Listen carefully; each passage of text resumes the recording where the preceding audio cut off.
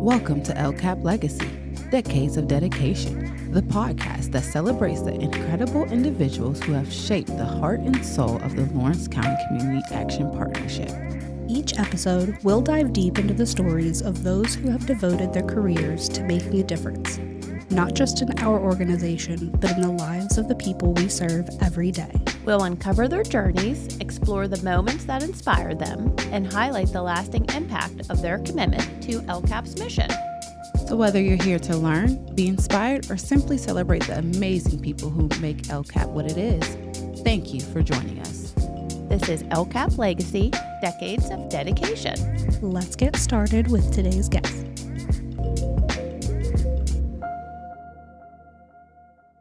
You are now listening to LCAP Legacy, Decades of Dedication, and we are back with another amazing episode for you guys to listen to. And in the studio today, I have my co-host, Kim. Hello, everybody. Good afternoon.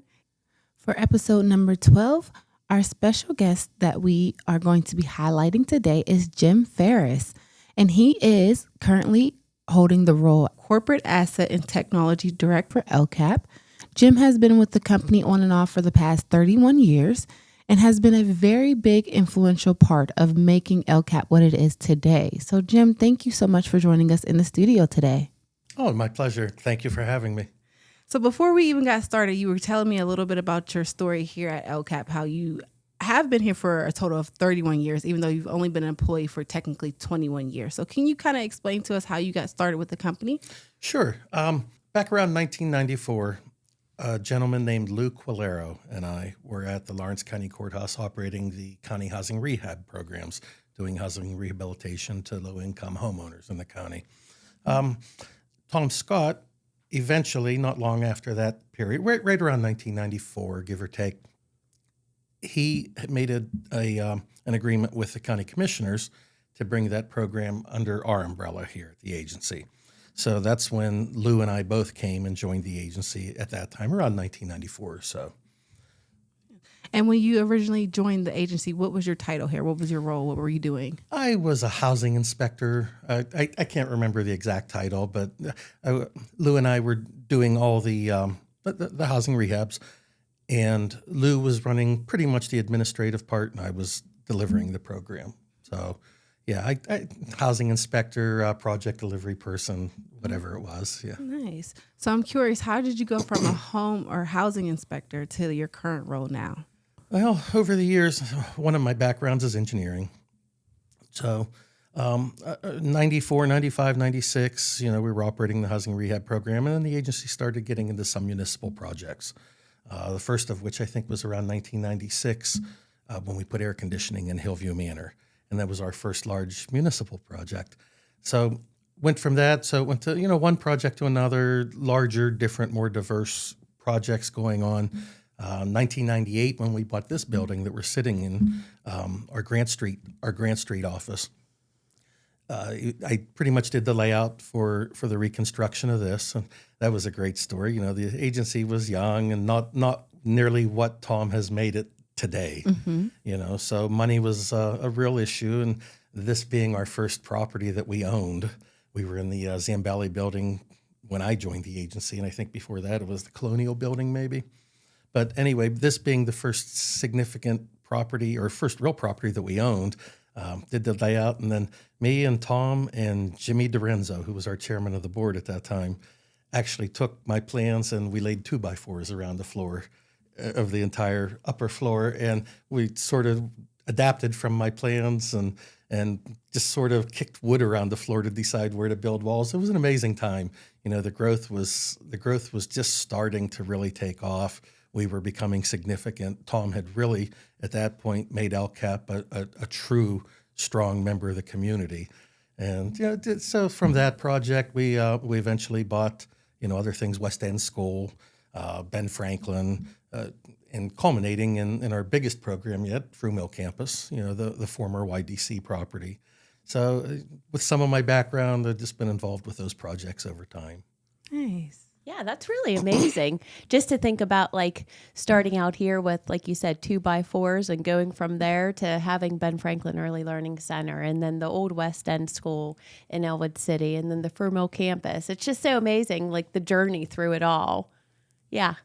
I never knew that. That was really nice to hear. And we continued, the housing rehab program through most of those years. And then I'm sure you're familiar with the lead housing, the lead based paint, the lead hazard programs that Jennifer has been so successful with. So Jennifer and I worked together for years, and another person was Debbie Hennon that worked with me, Jennifer, and Debbie for years.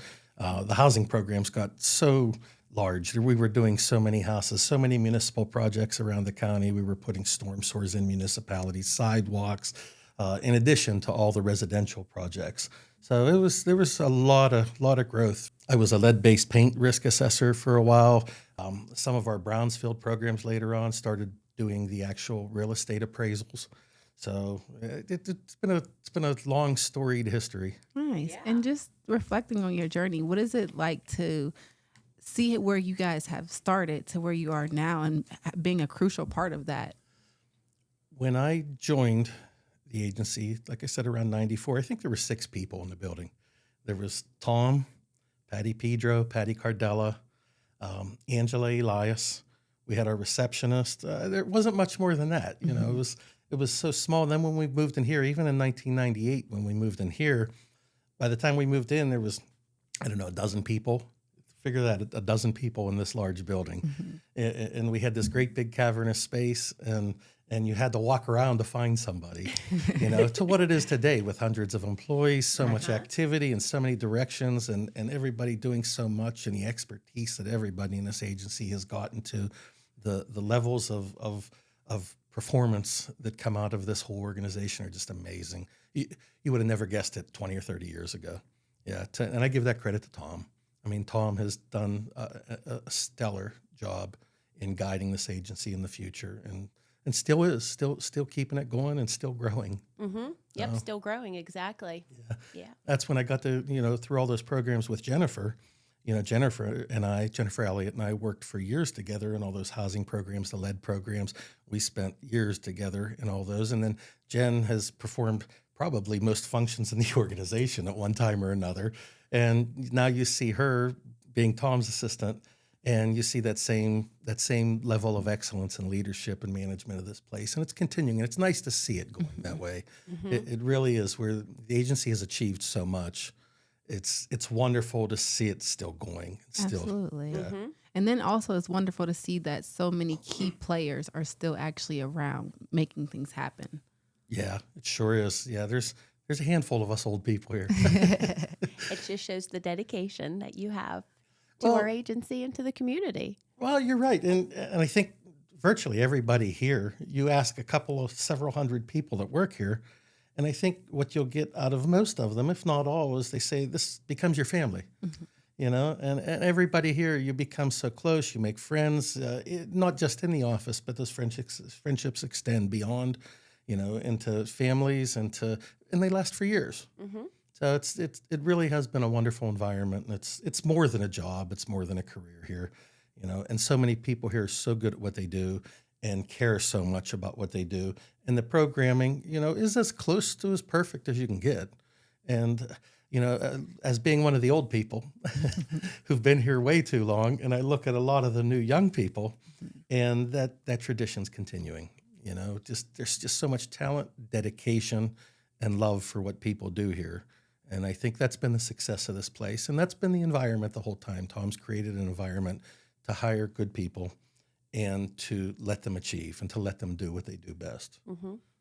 Yeah, that's been the topic of pretty much of every podcast, that LCAP is like a family. We are. I mean, I talk to Patty Pedro still every day, and she's been retired now after over 40 years. And, you do become a family, and we all are here for the betterment of the community. So that's one thing that we have in common. Yeah. And we're always willing to grow and learn and to be here for one another.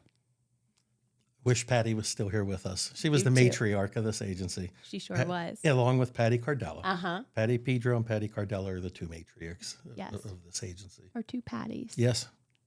I told Patty Cardella, don't go anywhere anytime soon. So yeah, I hope so. I hope not. Yeah. Hope she stays just a couple more years with us. Absolutely. So what does a day in your life, Jim, look like? That varies so much by what day it is. You know, Yes, for all of us, that's for sure. always sort of keeping an eye or, inserting myself or lending a hand as far as the facilities management, that piece. Always, again, now with so much construction going on and so much evolution of the agency. For example, right now, one of the more significant projects that I'm working on right now is working with a couple new tenants, partners at the Fruit Mill campus, and we're trying to put that together right now. We're working on those buildings every day, so we do that. Little bit. I have a little small hand in account payable approvals for operating expenses, things like that. A little bit of interaction with fiscal. I do many of our legal agreements, license agreements, things like that. You do it all. That's what it sounds like. We have and I'm sure you two know it too and laugh about it, but our motto around here, and it's in every one of our job descriptions, is other duties as assigned. Absolutely. Yes, Jackie Cozen always says that. And it's the truth too. But it makes us grow and learn. Absolutely. I mean, you can't just know one thing. You have to know multiple different things to be able to help and grow. Sure. And throughout your journey of growing here at LCCAP, what would you say has been your favorite role that you've taken on so far? I think the two favorite things I've done here has been a part, number one, of remodeling this building, as we spoke about earlier, buying it because it gave us a sense of permanency. Mm-hmm. All of a sudden we were significant. So this was a big stepping stone in my mind, is when we were able to get this building here at Grand Street. Probably the other one for me was Ben Franklin. When we got Ben Franklin in that quick 9 months that we 7 or 8 months, whatever it was, that we somehow or other put that building in shape to open for classes, that quickly. And then the couple years after that, we spent finishing everything. But yeah, that was probably one of my highlights, was obtaining and remodeling Ben Franklin. Nice. And I can imagine the journey hasn't necessarily been easy. So what are some of the difficulties that you have faced and been able to overcome within the different roles that you've been able to have here? To be honest with you, I can't really think of any difficulties or problems. Again, Tom's created the environment where what you need to do, you do. Mm-hmm. And, if you need a tool, you have a tool. If you need to learn something, you seek the education. So it's really never been a problem or an issue. There's never been a headache. It's more, again, about growing along with the agency. And I hope I've become a little bit better and more knowledgeable of a person along the path. And I've never had a day where I've said, geez, I don't want to be here, or geez, that's a problem. It's always been a path of growth and a path of learning. It's been a pleasure. I feel the same. I love coming to work every day. Yeah, I do. There's not ever a time that I don't enjoy being here. So I could adhere to that too. And I walk in every day and see you smiling and happy. It's very obvious. Yeah. Kim is a ball of sunshine. Yes, she Thank is. you. Thank you. You both She are is. too. Thank you. What's the most valuable lesson you've learned in your career so far? I think if this answer hopefully is a good enough answer to that question, but I think it's been that as you hire people or you start working with people, mentoring people that come to work with you, to give them the space and the capacity for their own growth and their own achievements, and to be here to support more than lead or direct. This is a path that I think I've learned has been the best for most people. A role of someone like me is more of support and guidance, and most people will achieve. Most people will rise to the best person they can be if given the opportunity, and if not hindered or not in a position where they have any fear of taking chances and risks. We all make mistakes, we all do things wrong, and that again I think is a valuable lesson for me. Don't be afraid to take a chance. Don't be afraid to try new things. Don't be afraid to insert your imagination into the process, because at worst you made a mistake that you can fix. Mm-hmm. And I think that's probably the most valuable thing that I've seen. Yes, everything is fixable. Yeah, And, absolutely. and if we didn't make mistakes, we wouldn't learn and grow. That's right. Yep.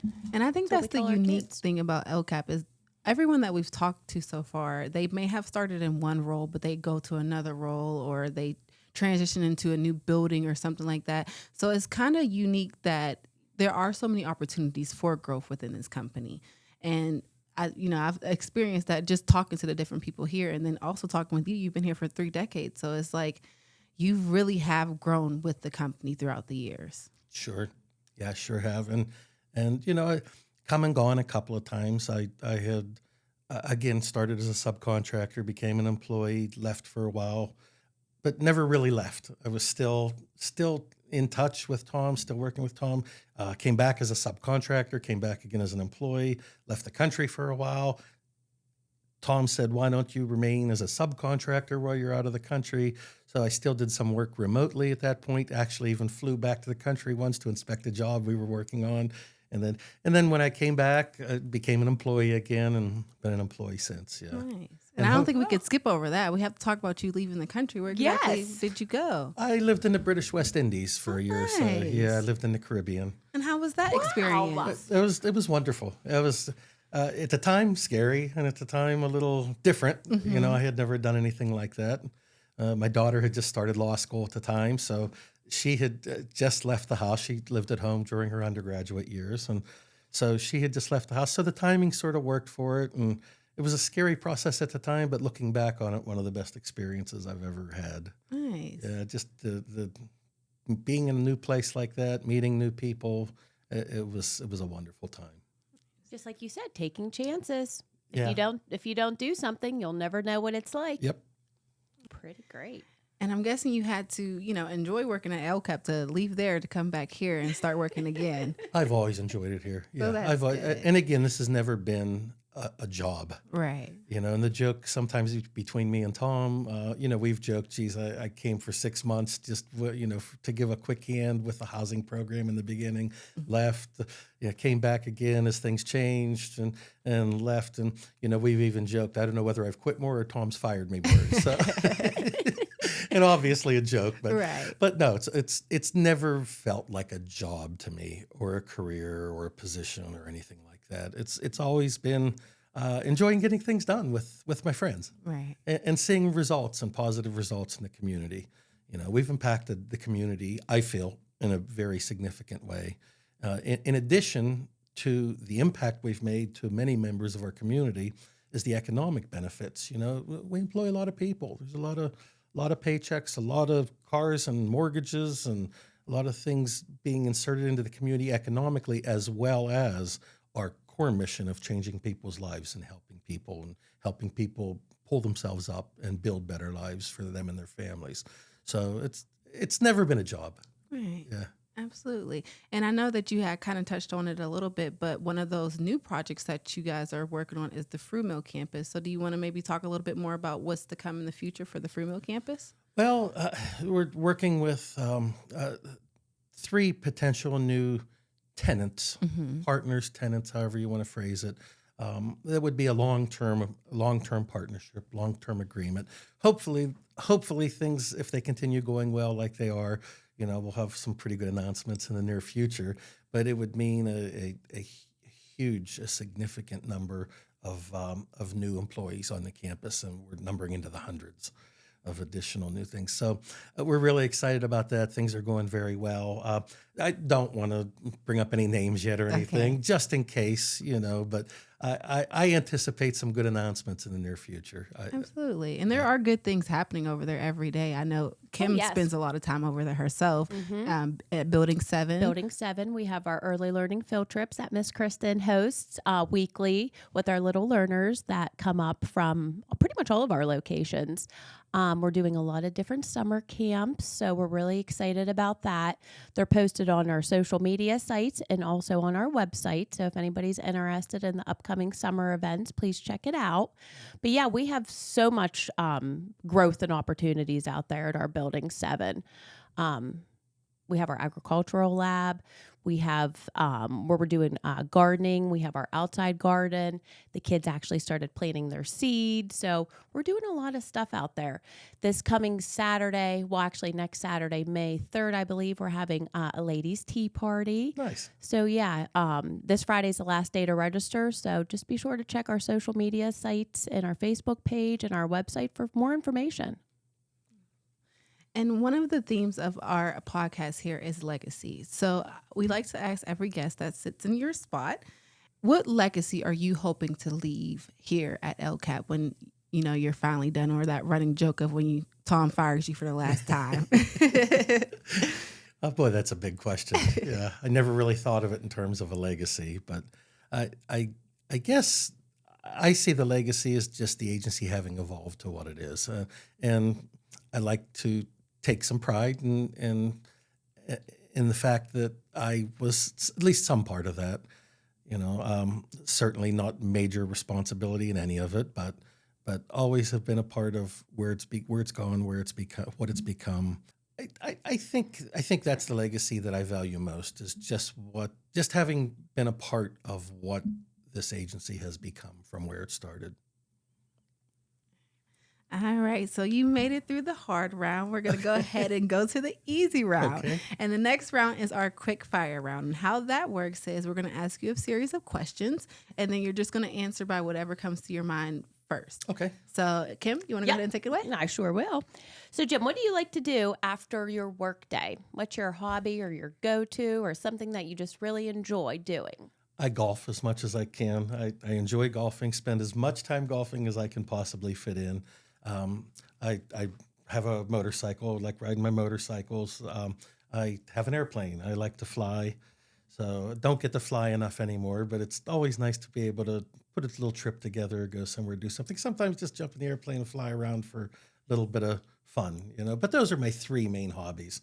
Probably golf being the one I get to spend the most time in. I hope you get to go golfing tonight since it's such a beautiful day. I'm thinking of going as soon as I leave here, and we're definitely out again tomorrow. So, Yes. Tomorrow's supposed to be 80 and sunny. Yeah, it's going to be a beautiful day. Good. I hope you enjoy. Thank you. You're welcome. And I must say, that's so cool. I wish you guys could see Kim in my face when he said he goes to fly. Like, what? I wish we could do that. So cool. It Yes. is one of the best things I've ever done. You know, Right. just You got spend to the be time. able to know how to fly an airplane. Spent years in lessons and still do Wow. continuing education. And, Oh, yeah.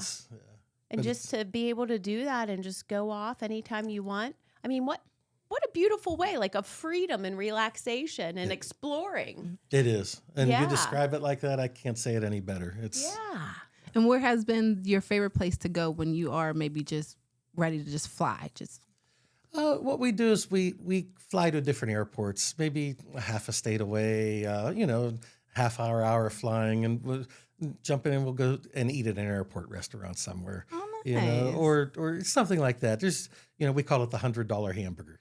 It costs us $100 in fuel just to start the airplane to go fly somewhere and get a hamburger.